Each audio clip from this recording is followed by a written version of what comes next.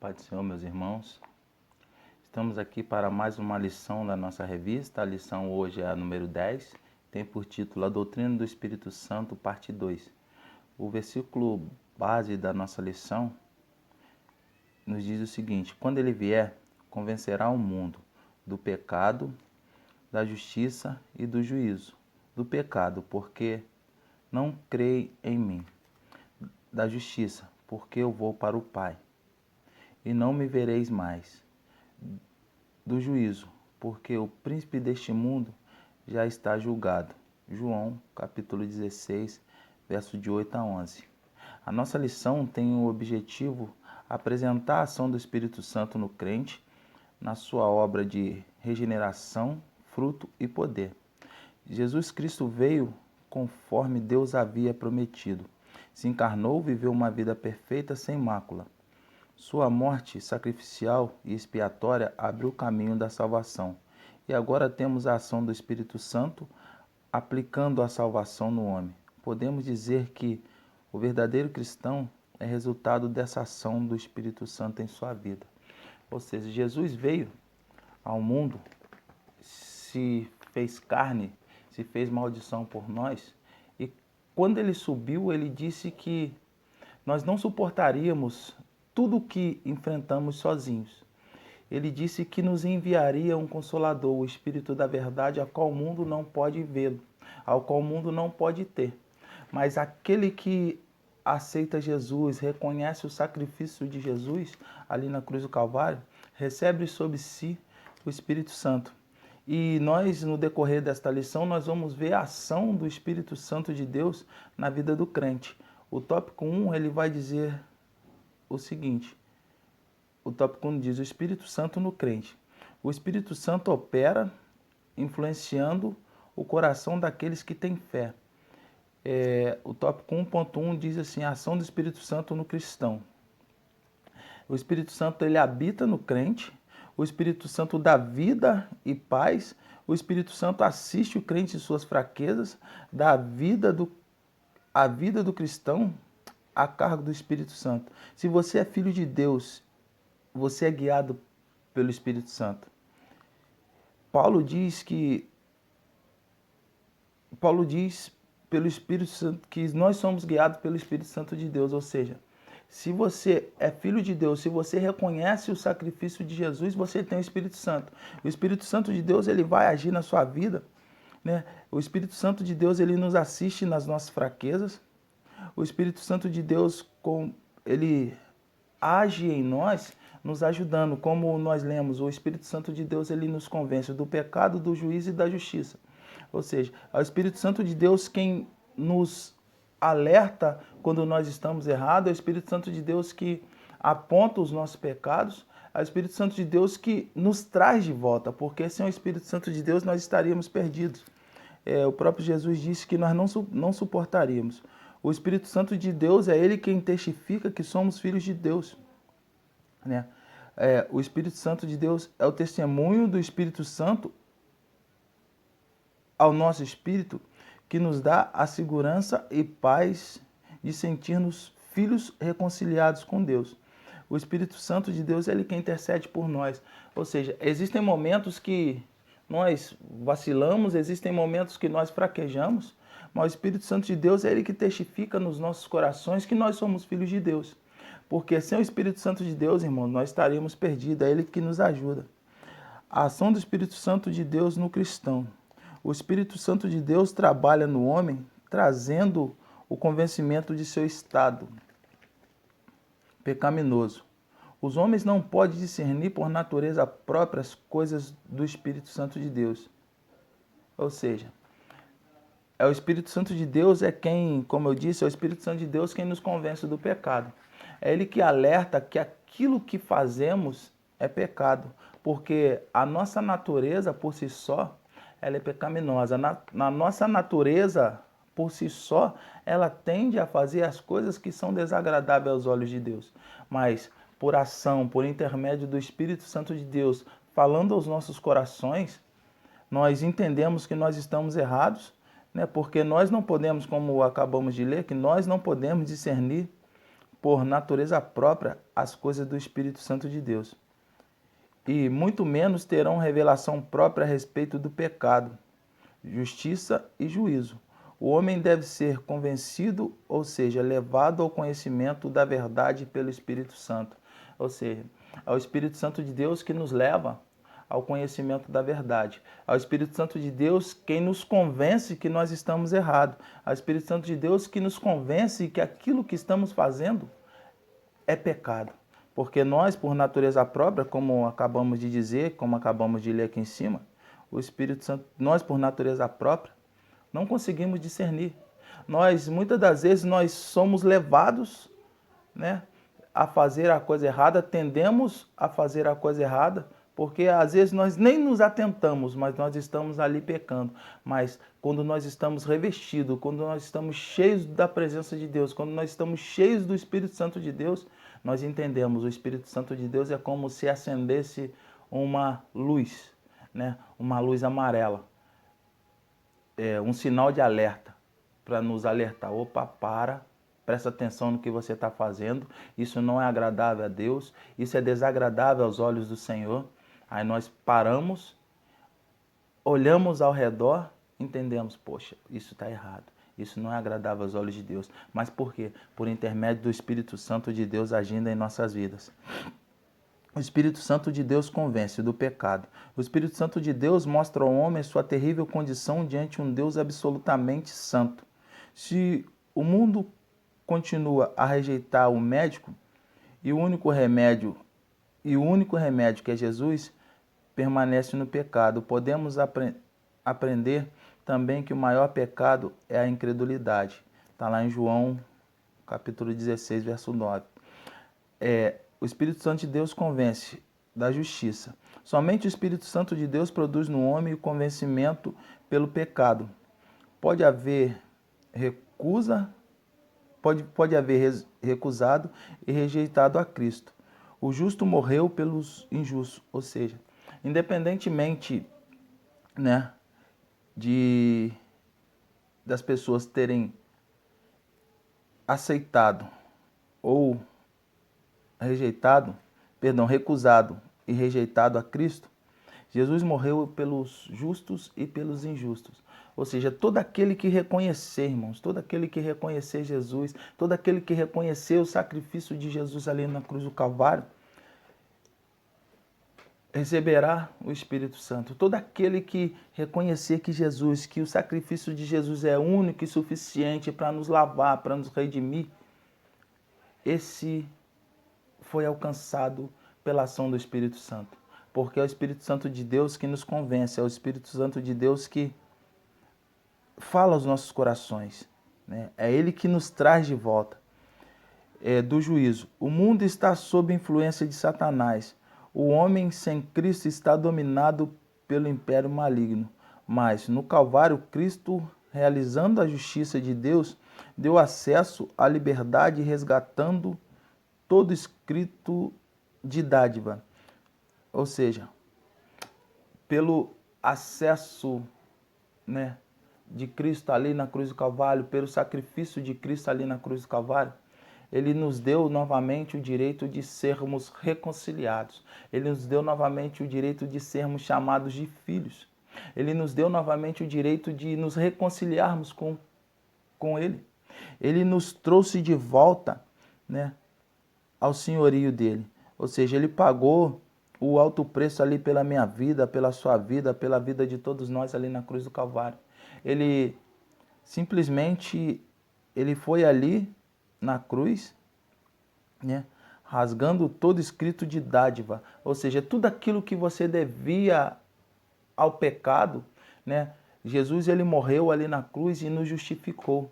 Jesus ele foi ali na cruz. Hoje nós somos sim pecadores, mas nós somos justificados em Cristo. Nós somos justificados pelo sacrifício de Cristo ali na cruz do Calvário. Ou seja, Jesus ele rasgou todo escrito de dádiva, tudo aquilo que nós devíamos, né?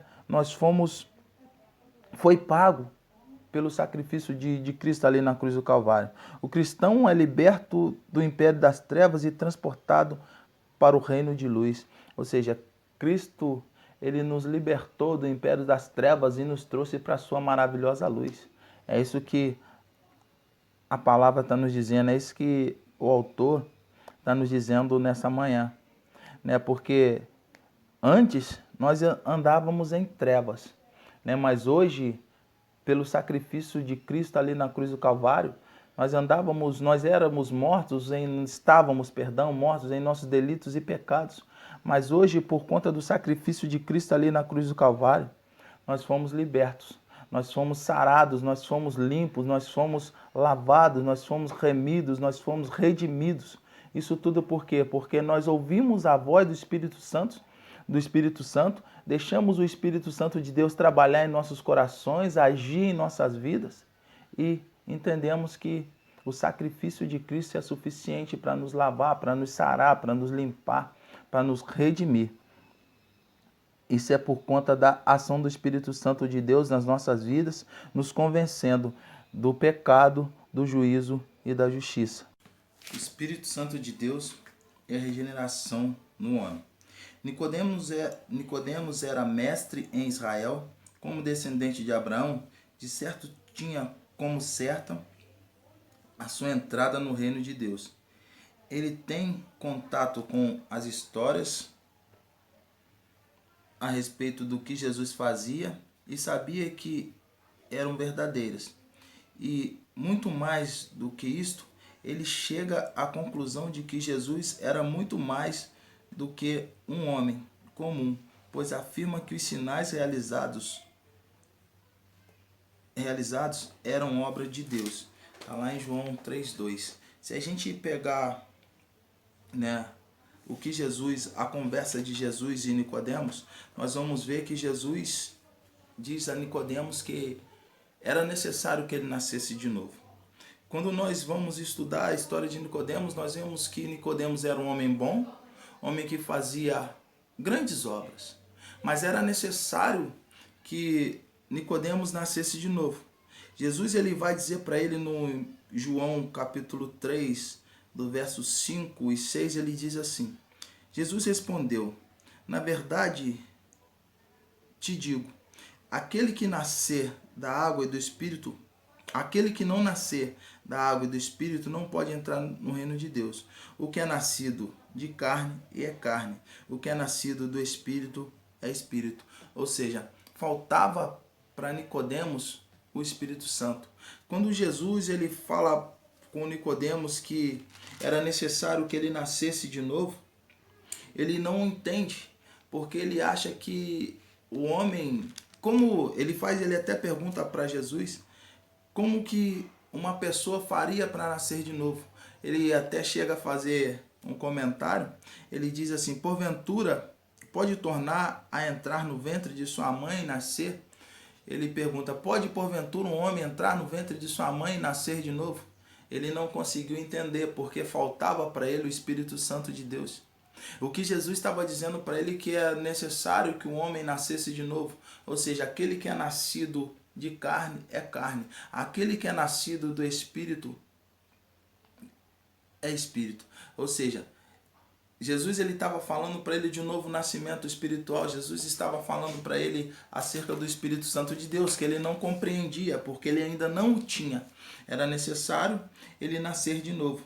E nós vamos ver Jesus na conversa, Jesus ele fala para ele que o vento assopra, né? Nós não podemos vê-lo, mas nós podemos senti-lo. Da mesma forma, o Espírito Santo de Deus, nós não podemos vê-lo, mas nós podemos senti-lo, nós podemos ver através, né, da mudança do homem, da mudança de caráter, da mudança de vida.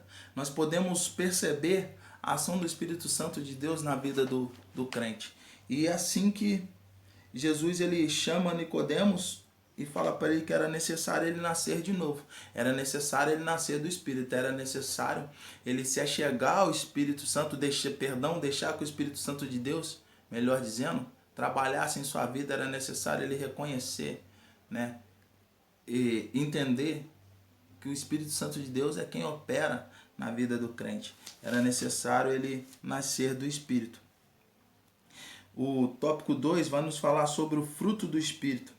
Em Gálatas 5, 22, 23, nos diz o seguinte: mas o fruto do Espírito é amor, alegria, paz, longanimidade, benignidade, bondade, fidelidade, mansidão, domínio próprio. Contra essas coisas não há lei. O texto não diz frutos, como se estivesse no plural, mas fruto. O fruto do Espírito são os hábitos e principais são os hábitos e princípios misericordiosos que o Espírito Santo produz em cada cristão. Assim, neste sentido, pode ser dito que o fruto é o resultado total que procede da ação ou atitude específica. Ou seja, o que o autor está querendo nos dizer que não são os frutos como estamos acostumados a ouvir. E simplesmente o texto nos diz o fruto.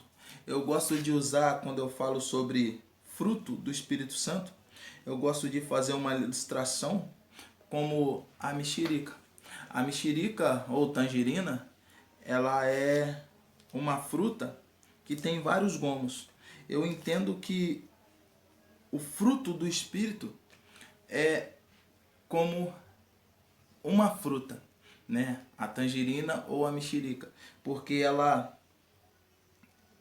é uma fruta que quando a gente tira a casca dela, nós vemos vários gomos e não são as mexericas, e sim simplesmente a mexerica. É apenas um fruto, né, que tem vários gomos. É assim eu entendo o fruto do Espírito. É como se fosse dessa forma.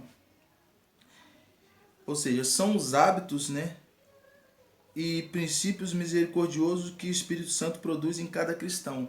Ou seja, são aquilo que o Espírito Santo de Deus vai fazendo na vida do cristão. Ele vai, né, o fruto do Espírito, o Espírito Santo de Deus, ele vai trabalhando em nossas vidas. Ele nos dá paz, ele nos dá alegria, ele nos dá longanimidade, ele nos dá bondade, fidelidade, mansidão, domínio próprio, amor, enfim. Esta é a ação do Espírito Santo de Deus na vida do crente. Ele vai trabalhando no nosso ser, ele vai trabalhando no nosso caráter, despertando, né, essas qualidades no cristão. O tópico 3 ele vai nos dizer o poder e a ação do Espírito Santo e a Igreja Metodista Wesleyana. A primeira parte do histórico da fundação da Igreja Metodista Wesleyana nos diz o seguinte: aos 5 dias do mês de janeiro de 1967, na cidade de Nova Friburgo, estado do Rio de Janeiro, foi fundada a Igreja Metodista Wesleyana, compondo-se inicialmente de ministros e leigos que cooperavam na Igreja Metodista do Brasil. Os motivos que deram origem ao desligamento por ocasião do 11º Concílio Regional da Igreja Metodista do Brasil basearam-se na doutrina do batismo com o Espírito Santo como segunda bênção para o crente e na aceitação da obra pentecostal, incluindo os dons mencionados na Bíblia Sagrada: sabedoria, fé, ciência, dons de curar, operação de milagres, profecia, discernimento, língua e interpretação de línguas, bem como os cânticos espirituais e revelações e as visões. Deve-se acrescentar ainda a realização da obra do avivamento espiritual, os cânticos de corinhos e orações pelos enfermos e os cultos sem liturgias e protocolos. A Igreja Metodista Wesleyana nasceu de um movimento de renovação espiritual. Nós metodistas wesleyanos brasileiros nascemos de um movimento de renovação espiritual eminentemente pentecostal, no sentido clássico da expressão. É sabido por todos que em 1967 nossos fundadores abraçaram uma teologia eminentemente pentecostal, com ênfase no batismo com o Espírito Santo como segunda bênção, com a evidência do falar em línguas estranhas, a manifestação dos dons e poder e a doutrina da santificação. o 3.3, o Avivamento Metodista Wesleyano de 1967. Não poderíamos perder aquele conceito de John Wesley, pequenos grupos voluntários de crentes que vivem debaixo da palavra de Deus, uma vida de disciplina e piedade comunitária, pondo-se nas mãos do Espírito Santo para serem utilizados como levedura na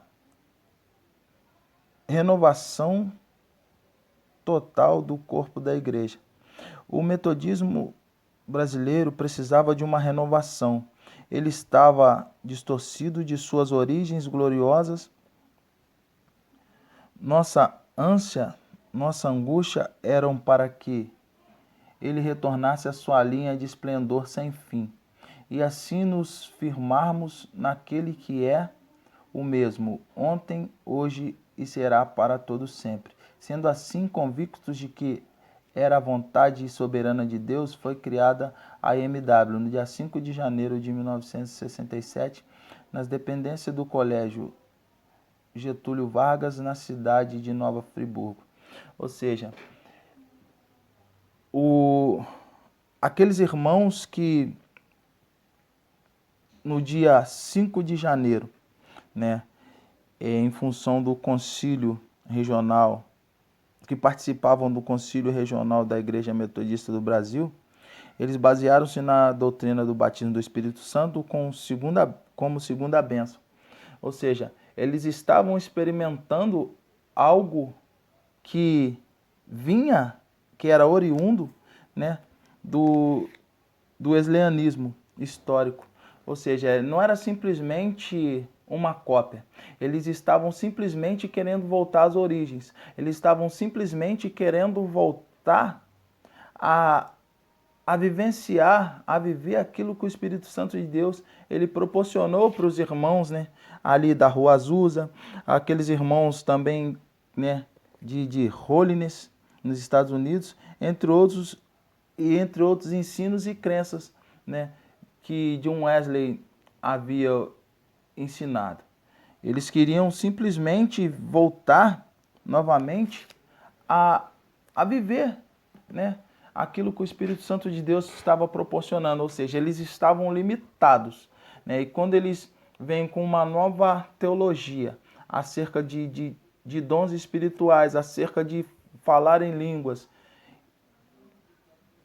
o povo, né, os irmãos da Metodista, eles achavam que aquele povo estavam simplesmente querendo copiar um movimento passado, quando na verdade eles estavam experimentando algo diferente. Isso que nós vivemos hoje, nós falamos em línguas, né, nós recebemos revelações, recebemos inspiração do Espírito Santo, era isso que eles estavam querendo colocar em prática, era isso que eles estavam querendo vivenciar. Foi onde nasceu a Igreja Metodista Wesleyana, foi onde que eles começaram a experimentar, né, os dons do Espírito Santo, começaram a falar em línguas, eles queriam viver algo diferente, como nós cantamos hoje, queremos viver algo novo, é o que eles estavam querendo viver naquele momento, queriam viver algo novo da parte de Deus, eles queriam experimentar algo novo da parte de Deus, algo que Deus estava lhes dando naquele momento,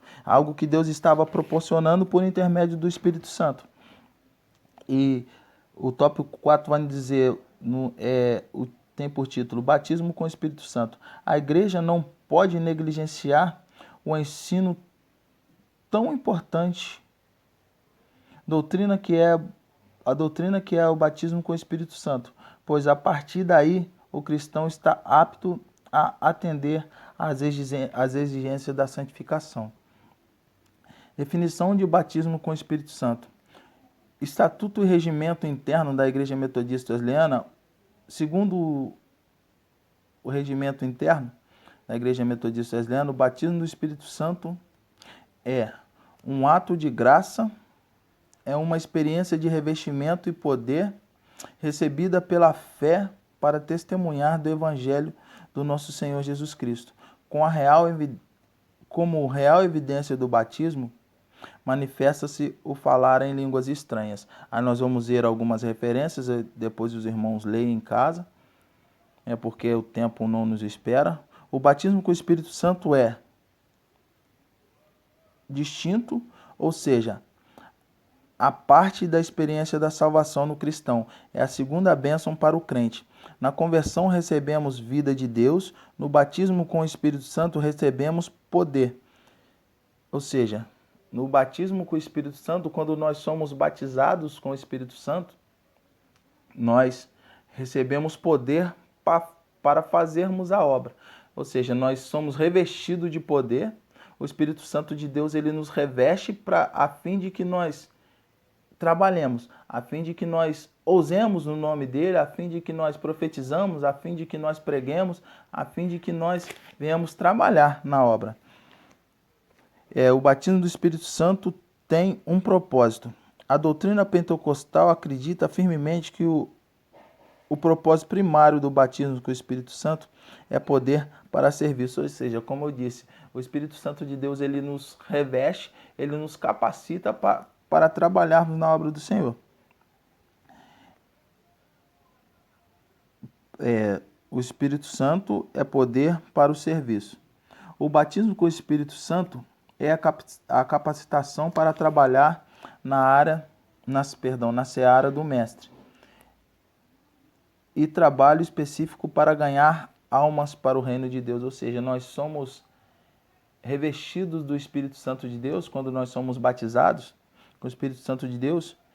O Espírito Santo de Deus é quem nos capacita. Às vezes nós não conseguimos entender a disposição que nós temos de ir. Às vezes nós abordamos algumas pessoas, nós não temos nada para falar de nós mesmos.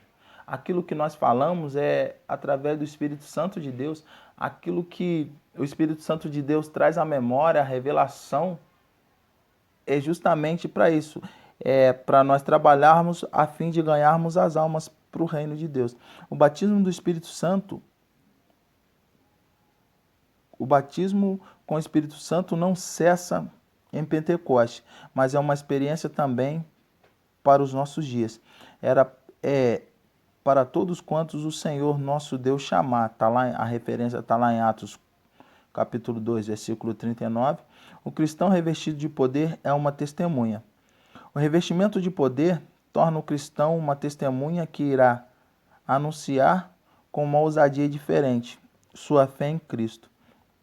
Não recebemos o Espírito Santo para propósito egoísta, mas para fielmente testemunhar a respeito de Cristo e servir a sua causa. Ou seja, nós recebemos o Espírito Santo de Deus não é para simplesmente nos vangloriar, não é para simplesmente nós sermos egoístas a ponto de guardarmos isso para nós. Não, nós recebemos o batismo com o Espírito Santo, nós recebemos o revestimento para testemunhar a respeito de Cristo. Nós recebemos o Espírito Santo de Deus para pregarmos o Evangelho. Como o autor diz, não recebemos o Espírito Santo para propósitos egoístas, mas para fielmente testemunhar a respeito de Cristo. Ou seja, nós recebemos o Espírito Santo de Deus para irmos, pregarmos, anunciarmos, para salvarmos aquelas vidas que estão presas pelo pecado, estão presos nas garras de Satanás. Nós recebemos o Espírito Santo para testemunharmos acerca de Cristo. E para concluir, irmãos, a conclusão nos diz o seguinte: alguém chamou o Espírito Santo de executivo na Trindade, mas na verdade o Pai e o Filho também trabalham. Também sabemos que não existe vida espiritual sem o Espírito Santo. O Espírito Santo de Deus agiu em todas as eras. Ele possibilitou a origem das Escrituras, usou os profetas no Antigo Testamento e deu dons a alguns homens. No Novo Testamento, agiu no nascimento de Jesus, que agiu em todo o seu ministério sobre o poder do Espírito. Blasfemar contra o Espírito Santo era dizer que o poder de Jesus vinha de Beelzebul. Está lá em Mateus 12, do 24 ao 32. Só podemos entender as verdades reveladas na palavra pelo Espírito Santo. Ou seja, o Espírito Santo de Deus, irmãos, é Ele quem opera em nós. É Ele quem opera através de nós. A Bíblia vai nos ensinar que é o Espírito Santo de Deus. É Deus quem realiza em nós, quem opera em nós, tanto o querer quanto o efetuar. Ou seja, se nós não tivermos o Espírito Santo de Deus em nossas vidas, nós não passamos de crentes vazios, né? Mas eu quero dizer para nós nesta manhã, nesta tarde, não sei qual o momento ou a noite, não sei qual momento que você vai parar para assistir essa aula. Eu quero pedir aos irmãos que roguem ao Espírito Santo de Deus que venha sobre nós, que nos ajude, que venha sobre as nossas vidas, né? Peça a Ele que venha sobre a sua vida para que te ajude, para que te ensine, para que te capacite, para que te molde, para que te encha. Porque nós, servos de Deus, precisamos do Espírito Santo nos auxiliando. Porque sem Ele, nós não somos nada. Sem Ele, o que mais sabemos fazer é errar. Se nós não tivermos o Espírito Santo de Deus, como nós aprendemos nesta manhã, ou nessa noite, nessa tarde, eu não sei qual o horário que você vai ouvir esta lição. Se nós não tivermos o Espírito Santo de Deus, nós estamos perdidos. Jesus, quando ele vai ao Pai, ele diz que iria nos enviar um Consolador. Ele iria nos enviar um ajudador. Então, que nós possamos pedir mesmo, irmãos, que possamos nos colocar à disposição, né, para que o Espírito Santo de Deus ele venha sobre as nossas vidas, nos encha, nos invada, nos ajude. Porque os dias são maus, os dias são difíceis. E é somente com a ajuda do Espírito Santo de Deus que conseguiremos prosseguir. Somente com a ajuda do Espírito Santo de Deus que conseguiremos caminhar, conseguiremos seguir adiante. Que o Espírito Santo de Deus ele possa agir, operar e trabalhar em nossas vidas. E que Deus lhes abençoe. Amém.